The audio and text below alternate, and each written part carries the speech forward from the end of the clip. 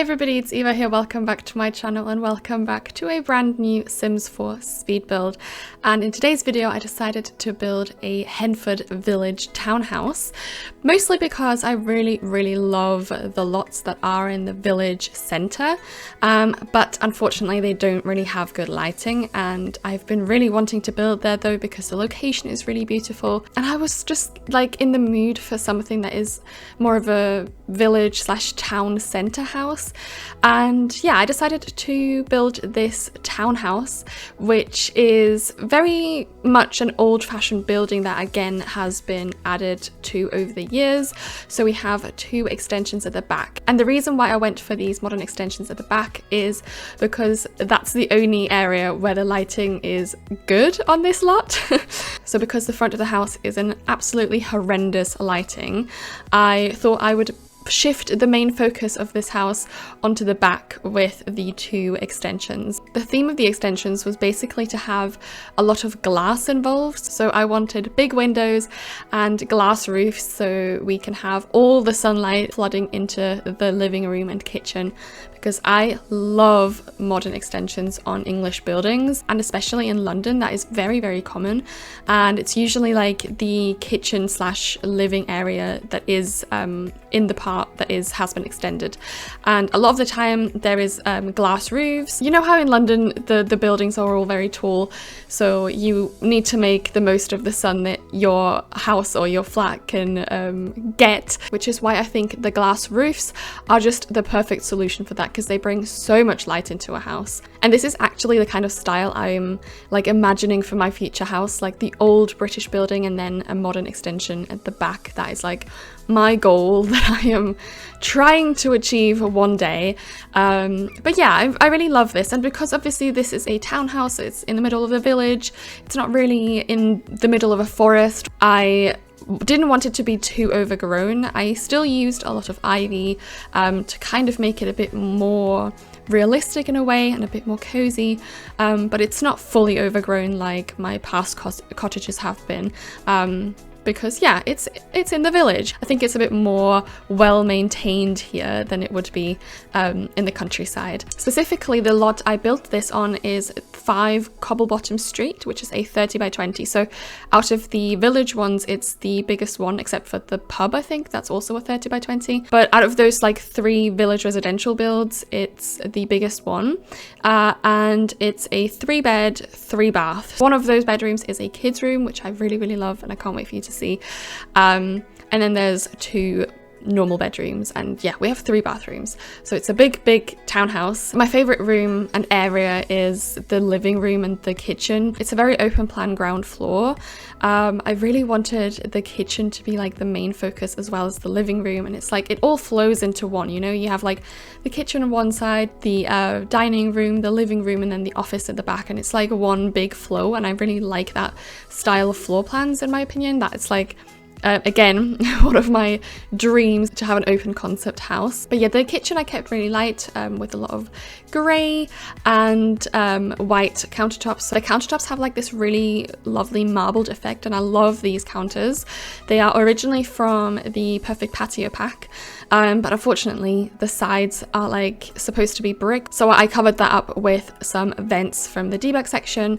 But yeah, everything's still fully functional, and I also added an open door to the kitchen, which I created by using a door frame from Eco Lifestyle, and then I added a window which I kind of placed as if it were like one of those modern glass doors that you've probably seen somewhere, and I know that Harry did some amazing CC of those, and yeah, I was inspired by that look, so I built this no CC version, but obviously it's not as perfect as a CC version would be. I just think it adds such a cool detail to the house, and again with the contrast of the brick and stuff like that, I love these like modern extensions and bits and bobs on a old-fashioned house. I really hope you like this build as well and are enjoying this speed build. If you do, then please give it a big thumbs up down below, and also subscribe to my channel if you haven't already. In the living room, I decided to build one of my sectional sofa ideas again that I came up with a couple months ago, which I kind of put on hold while the new sectional sofas came out in Dream Home Decorator.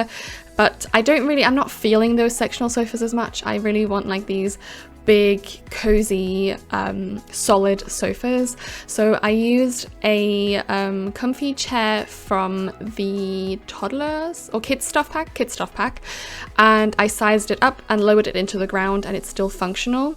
So you don't have to worry about the Sims not being able to sit on it. The animation is still the same. It all works perfectly. So I've mentioned this before, but I think if you lower things into the ground by, I think it's up to minus 0.2, it's usually still functional. I don't know about every object, but I know that it works for beds and sofas. One thing I noticed again about building this time was how many cute little clutter items and like decor items there are on shelves and stuff like that that come with specific packs, like the city living bookshelves, the eco lifestyle shelf. There's so many like hanging plants, stacked books and stuff like that that I'd love to use without the whole shelf. Like I wish they came separate from the shelf so we could place them as clutter. I don't know why they don't do this. There might be a good reason for it, but I need these clutter items like to move freely and to place everywhere I want.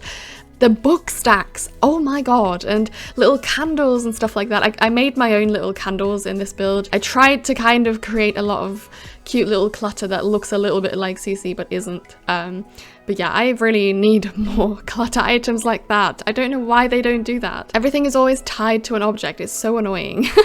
But anyway, enough of my ranting. In the bedroom, I wanted to come up with a kind of IKEA-esque bed, so I decided to size down a bookshelf that comes with Tiny Living and use that as the headboard, which I think works really well, and it again is functional. Obviously it's not in the way of the Sims when they want to go to sleep. And oh yeah, in the kids room I decided to create my own little wallpaper in a way by using some gallery art by Cattatron16, who created like this dotted gallery picture, which I love, and I thought like, why don't I place multiple of those and pretend it's like the top bit of a wallpaper, and have some black underneath.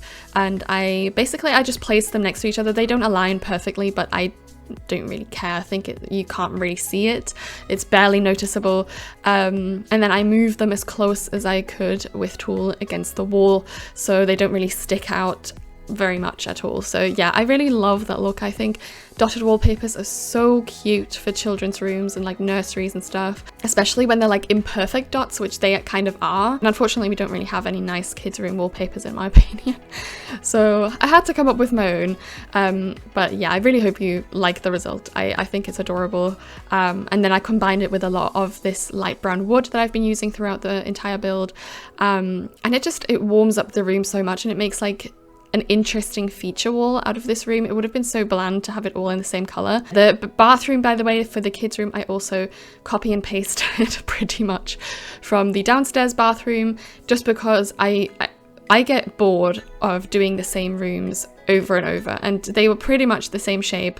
I just had to swap around a couple items, so I don't want to overdo certain rooms and then get sick of them. I'd rather like keep my inspiration, build 1 or 2 bathrooms, and then yeah, go ahead with a different style. I can definitely recommend that for bigger houses as well.